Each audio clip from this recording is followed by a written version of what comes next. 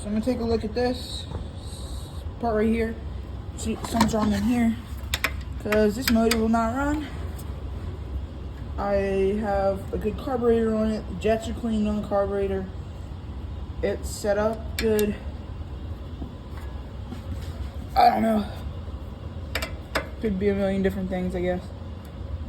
But I'm just gonna take a look inside here. See, that's the reason I won't crank over.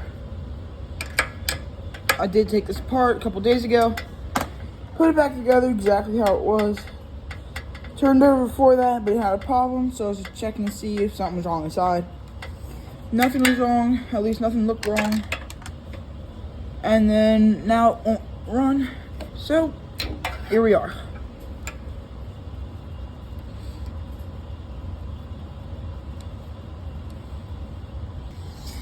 Everything in here looks to be okay. I don't see nothing wrong. These seem fine. There's a little bit of wiggle in this one.